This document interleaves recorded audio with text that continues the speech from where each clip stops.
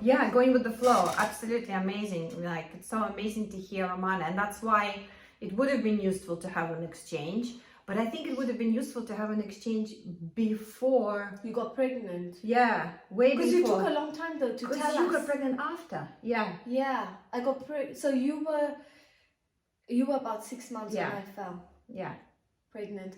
But yeah, I find even like now, which is not related to breastfeeding, but I'm not thinking about what it's expected based on other people's opinions and views.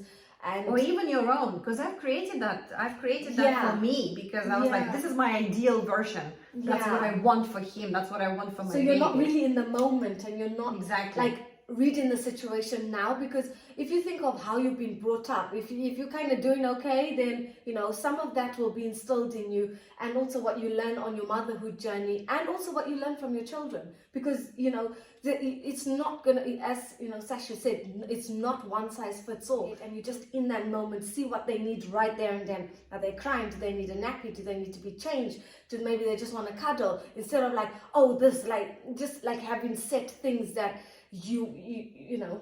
Having said that, a checklist did help me, because I did read, if a baby's crying, like a baby up until 6 months of age, they don't manipulate. So anytime they cry, something is bothering them. Yeah. And then there is a checklist, like, because if you are tired, sometimes it just really helps, like, okay, so check the nappy, check the temperature, check if they're hot or cold, check if they're hungry. Which is in the moment.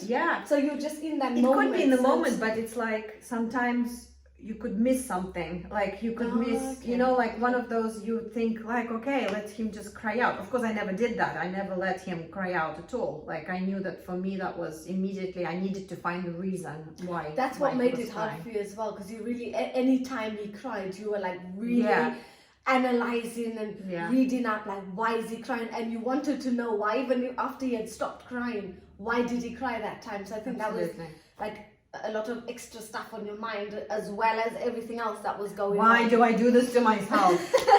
Well, you don't. Well, actually, I do know. I'm working on psychology a lot, and I have been from a very young age. So I do know my relationship with my family and this perfectionism. That's not helping anyone, and there is no such thing as perfection. I mean, logically I understand it, but I think I still keep on chasing things. And I really shouldn't, because that's. But you're not helping like, you're more relaxed now. Yeah, I've for sure. Because I think you've had these many years, you know, dealing with him, but also through the channel, the mattresses, like you just, even with Zach, like.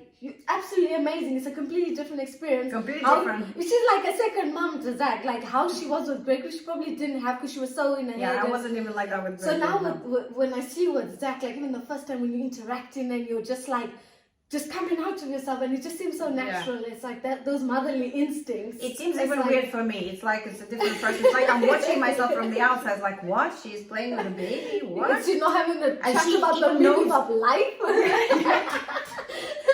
Yeah, and she even knows how to stop him crying, or change his attention, or what to do, or how to get things done. Yeah, it's just like, it's been an amazing transformation to see, like how you were with Gregory. Like I think you were also quite protective, like with Gregory in the beginning, whereas with me, I would let, like, you know, family want to hold, and I'm like, okay. Before though, I was like I had before.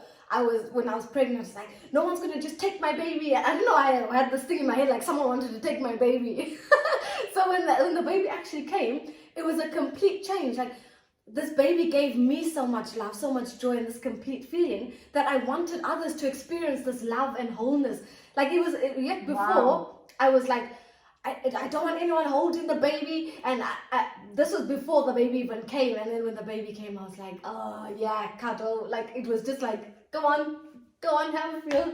But then the baby always comes back, and it's like, that's why you did it to us. She comes to us with the baby, like, there you go, there's the baby, you hold the baby. But it's like, I think it was just a different thing. Like I just wanted to experience, like, I think it was the thing, like when something is nice, like you're saying about Gregory, he likes to share, and if something is good, whereas with you it's the opposite. You're like, yeah, no, that's mine, like when it's nice. So I think with the baby, that was kind of the thing that I had, that kind of switched when she came, when both of them came. And even like now, they're like, you're so much more relaxed with Zach, because I was a bit more like with Zara until so it's like but then it was, you know, you can't really put a pin in it. Yeah. Because one minute you're like and then the next minute you're like, you know, open, you're like uptight, and then you're not. It's like, it's a bloody roller coaster. Yeah. But anyway, this is learning. meant to be about breastfeeding, so we're summing this up with that and a whole lot more, as you could expect. Yeah. So Yes, thank you for joining us. We've enjoyed. Yes, we enjoyed talking about stuff, but the topic was intense. intense. Yeah. So we hope it was useful as well. So we'll try to provide as much information as we can. We'll keep on producing. Check out our website. We now have such great resources for you. You know, some resources are free, some are for a little bit of money, so we can eat and our babies can eat. No, this is not a begging thing. We got a little bit. No, but yeah, because we are investing a lot of time and we are speaking to a lot of people. We're speaking to professionals, and you know, we're wanting to create a professional product as well as, you know, one that's really informative. So the whole package, we're trying to provide the whole package, and be on the lookout for various challenges that are coming up. We want to create a workshop that you can actually pre-buy, and it consists of several TomTalks that we will be introducing for fertility purposes, but there will be others, of course, as well. So there's loads of information now. Of course, we have a private Facebook group too, where you can actually, this is where you access the free resources. Yeah. So this is definitely something worth checking out. Yes, so thank you for joining us again. A very long close. Everything turns out to be long today. It's like we can't shut up. It's like we just start the channel. At first we're like, and now it's like, we need to stop.